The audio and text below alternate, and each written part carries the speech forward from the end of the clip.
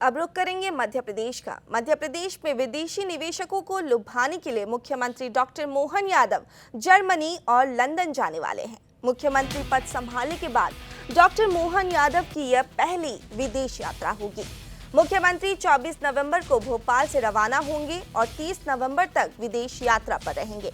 अपनी यात्रा के दौरान मुख्यमंत्री विदेशी उद्योगपतियों से मध्य प्रदेश में निवेश की संभावनाओं को लेकर चर्चा करेंगे। मुख्यमंत्री विदेशी निवेशकों को फरवरी में होने वाले इन्वेस्टर्स समिट में आमंत्रित करेंगे।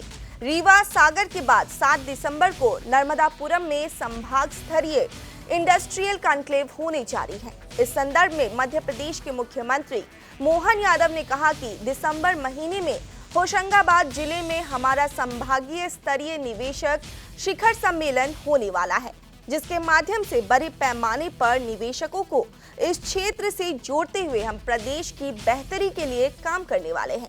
प्रदेश के इस आह्वान का देश पर भी असर पड़ रहा है और इसी महीने इसी कारण से मैं विदेश में आयोजित होने जा रहे निवेशक शिखर सम्मेलन में भाग लेने वाला हूं। इस अभियान के दौरान चुनाव भी है और प्रधानमंत्री मोदी ने जैसा कहा था कि देश में 1 नेशन 1 इलेक्शन होना चाहिए, क्योंकि चुनाव अभियान में लगकर हमारा ध्यान बढ़ता है। हालांकि मुझे विश्वास है कि भाजपा न केवल झारखंड बल्कि महाराष्ट्र में भी जीतेगी। मैं झारखंड में 3 अलग अलग सभाओं में शामिल होने जा रहा हूं। रीजनल कॉन्क्लेव करने का जो प्रयास किया था, जैसा कि जानकारी के 7 दिसंबर की हमारी नर्मदापुरम अर्थात पुराने होशंगाबाद जिले में ये संभाग स्तरीय इन्वेस्टर समिट होने वाली है, जिसके माध्यम से बड़े पैमाने पर निवेशकों को इस नर्मदापुरम के क्षेत्र के अंदर की संभावनाओं से जोड़ते हुए प्रदेश की आर्थिक बेहतरी के लिए हम काम करने वाले हैं। इसमें भी सभी सेक्टर के लोगों को आमंत्रित किया है।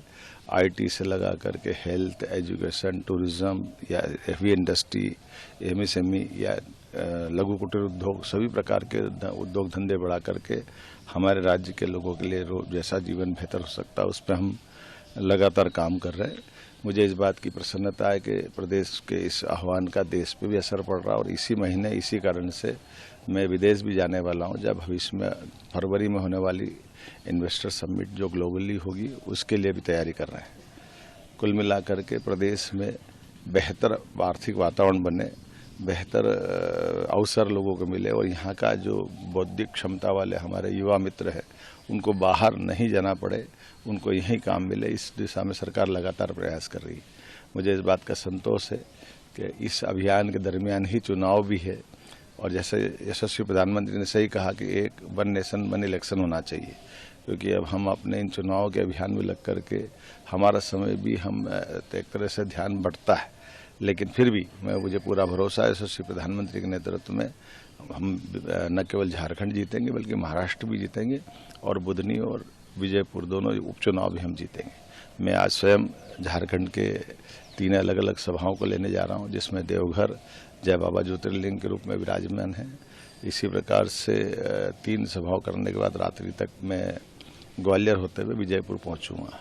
उम्मीद करता हूं कि जनता के दिलों के अंदर होने वाली हलचलों में भाजपा के साथ जुड़ने का जो भाव दिखाई दे रहा है, उस भरोसे से भाजपा न केवल जीतेगी बल्कि हम सब मिलकर के प्रदेश की बेहतरी के लिए आगे बढ़ेंगे। आइए।